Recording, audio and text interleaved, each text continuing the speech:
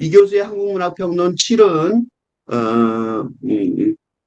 문학공간 8월호 문학공간 8월호에 연재되고 있는 한국 문학의 미래를 찾아서 8입니다.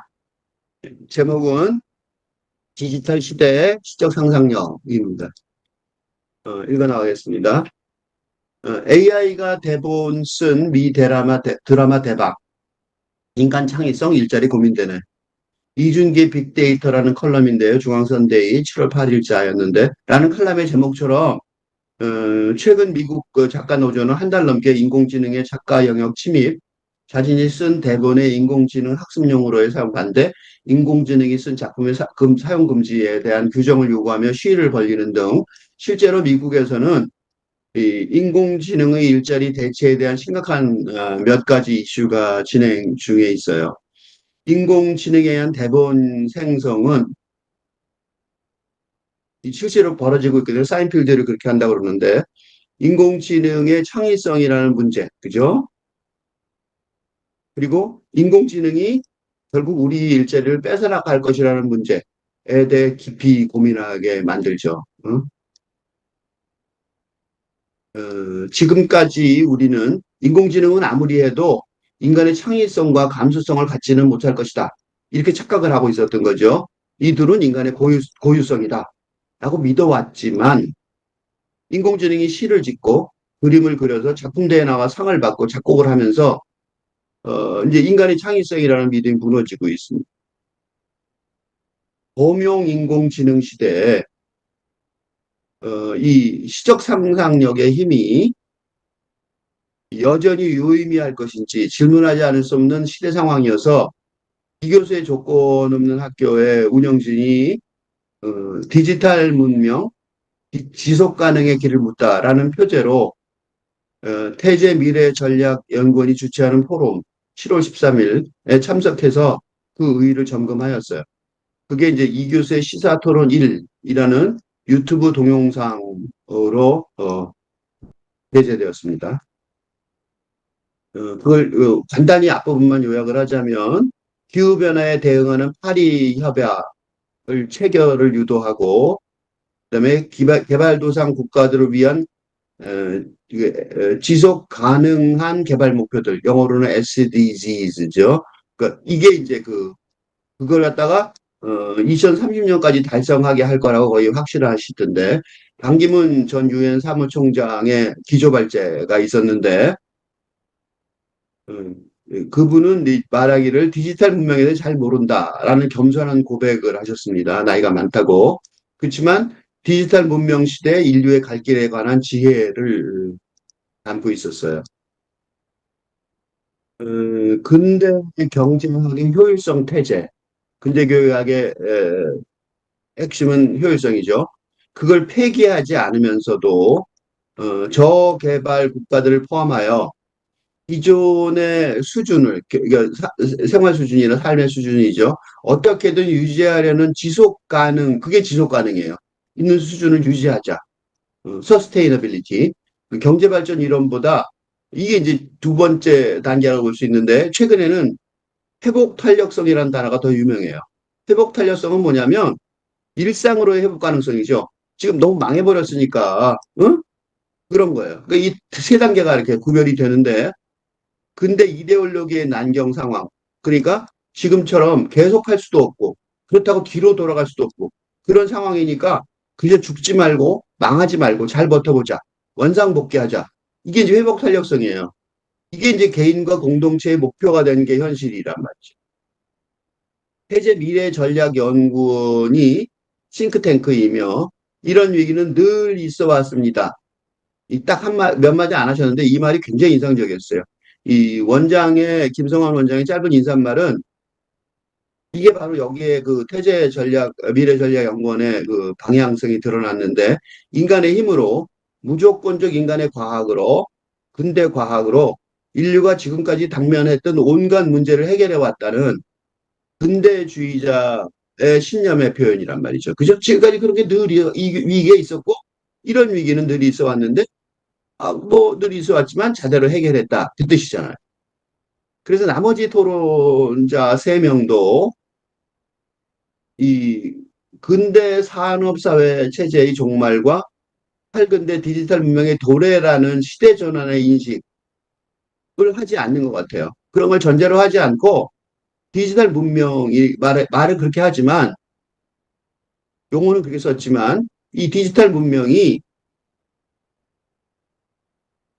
근대 산업사회의 연구 발전론에 봉사하는 다른 도구들하고 마찬가지로 그런 이론을 전개해서 실망스러웠어요. 그 디지털 문명이라는 제목을 분명히 두셨는데 포럼 제목과 달리 디지털 문명의 문제라기보다는 디지털 도구의 과제라는 입장이었어요. 그럼에도 반기문 전 사무총장이 이 챗 GPT로 대변되는 새로운 시대의 패러다임의 위협, 이 생존의 위협이죠. 인간의. 을 가장 잘 느끼고 있었어요. 그래서인지 어떤 말을 하시냐면, 그 대안으로 경제의 새로운 패러다임이라는 단어를 쓰죠. New Paradigm for Economy and 합의, 컨센서스의 중요성을 강조했어요. 그 경제의 새로운 패러다임이 아니라 문명의 새로운 패러다임, 이 요구되는 디지털 문명의 시대라서 뉴 패러다임 포 시빌리제이션 이래야 되지만 뭐 그건 아니고 이제 경제 패러다임이라고 말씀하셨지만 다른 주제 토론의 허접함에 비한다면 AI가 이 SDGs를 더 빨리 성취하는 데 도움이 될 거라고 얘기하면서도 동시에 인간 경험이 AI가 어떻게 작동하는지 그걸 이해하는데 어려움을 겪는 게 잠재적으로 부정적인 결과들을 초래하리라는 이거는 근대주의자로서 할 수 있는 최대한의 경고라고 볼 수 있는 거죠. 그런 경고를 했어요.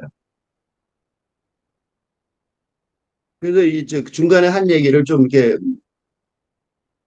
구어체로 하자면 반기문 사무총장에 대해서 조금 더 이야기하면 좋을 것 같아요. 그래서 조금 더 얘기하면 양날의 칼이라는 말을 아까 했어요. 양날의 칼. 그런 얘기 되게 좋은 얘기죠. 그러니까 양날의 칼이 되고 그리고 또 하나 더 중요한 거는 디바인 에어리아, 신령한 영역, 올마이티가 전능한 신, 또 위협당하는 영혼의 문제까지도 걱정이 된다라고 얘기하셨어요. 그거 굉장히 중요한 말이에요. 이게 문명의 위협이라는 걸 아는 거죠. 응? 그냥 단순한 게 아니라 문명의 위협이라는 걸 아는 단순히 그냥 경제적으로 뭐 이렇게 얘기를 했지만 사실은 자기가 디지털을 잘 몰라서 이 문제에 대해 정확히 얘기를 안 한다 그러면서도 이게 영혼의 문제까지도 된다라는 얘기를 정확하게 했어요. 그러니까 디바인 에어리아.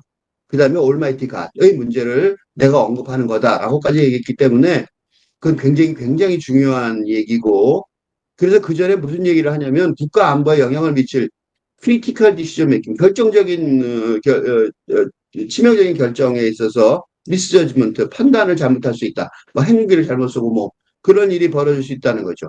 그런 위협을 느낀다. 이건 굉장히 정확한 지적이에요. 그러니까 두 개 다 굉장히 정확한 지적이고 그러니까 아직 AI 시대를 잘 모르는 그런 게 익숙하지 않은 분이시기는 하지만 그럼에도 굉장히 중요한 얘기를 했어요. 인류가 이런 디지털 문명 세계에 대처하는 방법론을 아직 찾지 못하고 있다. 그런 현실의 폭로가 돼버렸어요.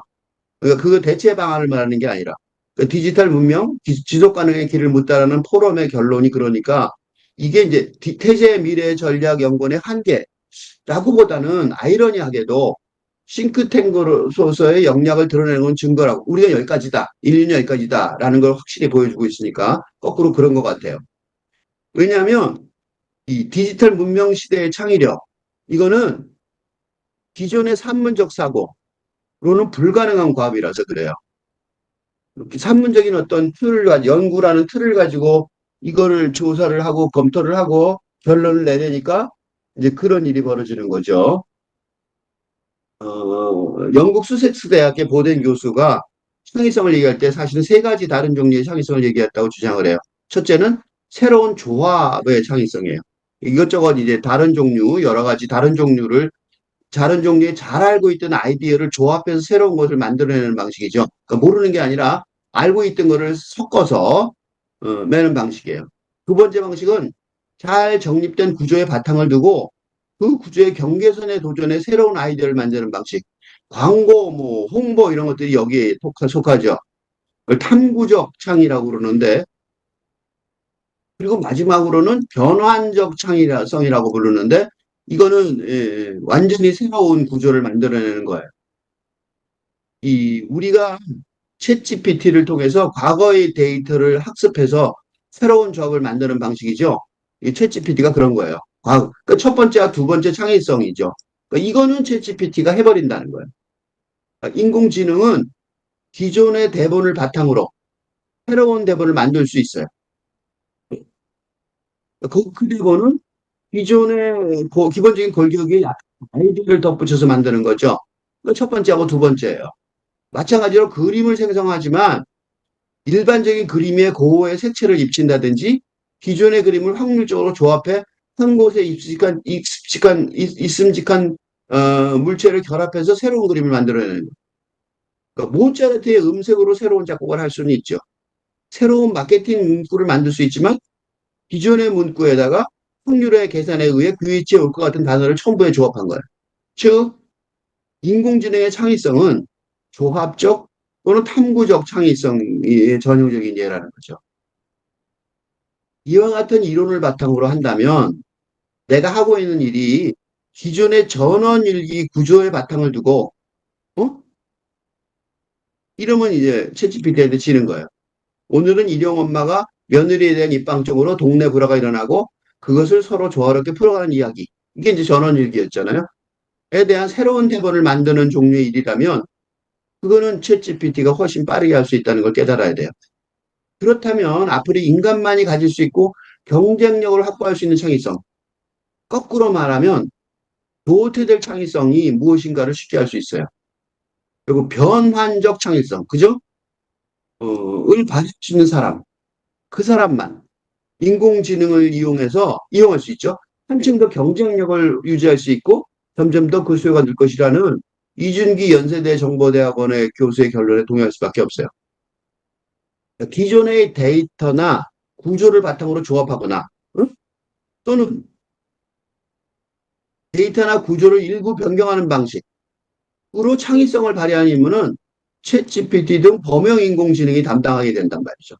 인간에게는 변환적 창의성이라고 불리는데 완전히 새로운 구조를 만들어내는 의 창의성 분야만 남아있는 거예요.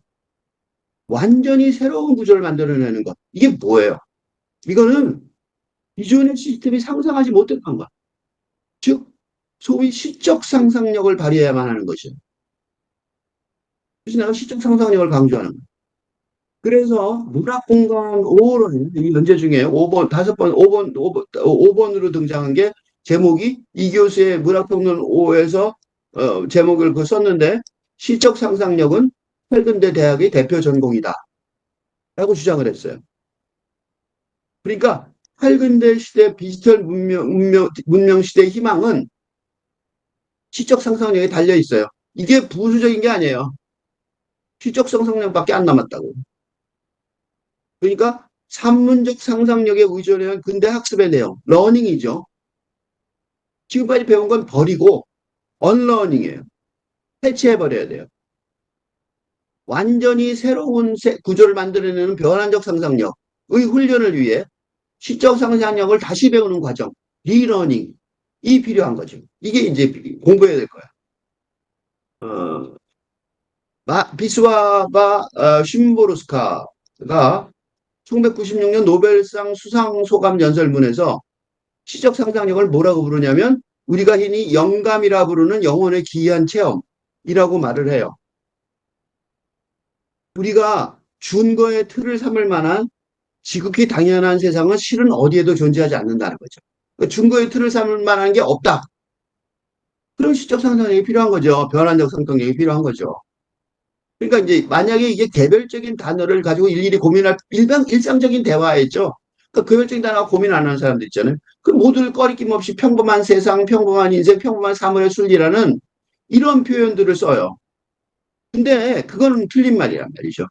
단어 하나하나가 모두 의미를 갖는 시어의 세계에서는 그 어느 것 하나도 평범하거나 일상적이지 않단 말이죠. 그리고 그것만 인간이 할 일로 남아 있어요. 모두 다 시인이 되지는 않더라도 시적 상상력은 가져야 돼요. 그러니까 근대 세계의 산문적 세계관이 더는 작동하지 않는 그게 탈근대로의 시대 전환의 상황이란 말이죠. 시적 상상력은 어떠냐면 절대적으로 필요한 동력이에요. 이 위대한 평일성의 시인은 21세기에 곧장 행복한 변화가 이루어지지 않을 것 같다고 비관적으로 말해. 왜냐하면 지금까지 우리가 하던 일을 생각해 보세요. 좋아하지 않는 일, 지겨운 일, 그나마 그런 일조차 못하는 사람들이 많다는 걸 알기에 어쩔 수 없이 가치를 인정할 수밖에 없는 일. 이런 일에 종사하는 인간들, 이게 근대 지금까지 우리가 하고 있던 일이죠. 일하는 사람들 말이에요. 가장 슬픈 불운 중에 하나가 되는 거죠. 일하면서도 불운해요. 스트레스를 받아요. 일하는 게 뭐 부장님이 스트레스를 주서가 아니라 일 자체가 지금 한심하다는 걸 아는 거죠. 영감이란 일반적으로 예술가나 시인들의 특권만은 아닌 겁니다. 아닙니다. 라고 말하는 이유가 뭐냐면 심보르스크가 시적 상상력이 21세기 기본 학습 능력이어야 한다. 라고 말하고 싶어서 그러는 거죠. 영감의 수혜자들은 언제 어디에나 존재하기 마련이며 과거에도 있었고 앞으로도 있을 것입니다. 뚜렷한 신념으로 자신의 일을 선택하고 애정과 상상력을 가지고 그 일을 수행하는 사람들 말이에요.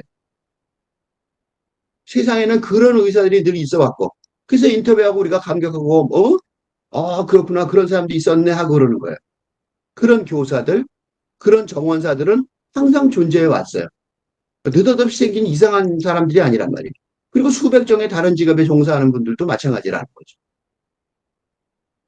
또 하나의 폴란드 노벨상 수상자, 2018년도 노벨 문학상 수상자 올가 토카르추크가 다정한 서술자에서 제시하는 에카시의 영토라는 개념을 제시를 해요.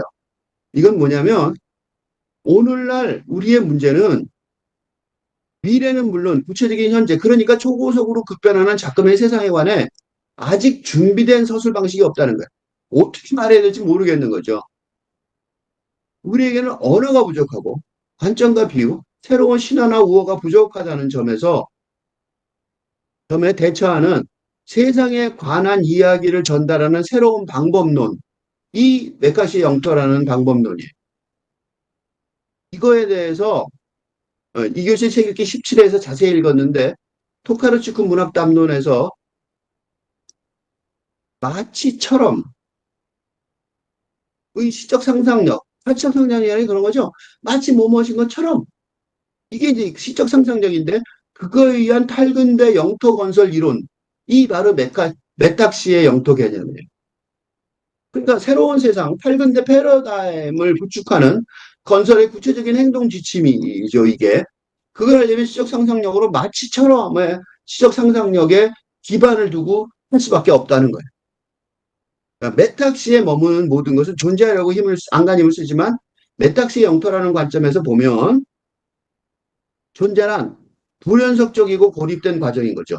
마치처럼은 불연속적이고 고립된 거죠. 근데 독자의 예민하고 다정한 시선이 그렇지만 그 불연속적인 것 중에서 다정한 시선이 텍스트에서 등장인물을 끄집어내요. 그 글자에 써 있지만 그걸 끄집어내서 형체를 만들고 자신의 고유하고 특별하고 유일한 삶의 맥락 속에 그들을 배치하는. 그러면 그들은 비로소 존재성을 획득하게 되는 거죠. 이렇게 우리 시대의 시적 상상력은 근대 비위생 문명 속에서 새로운 세대를 열어가는 길을 개척해 나가고 있어요.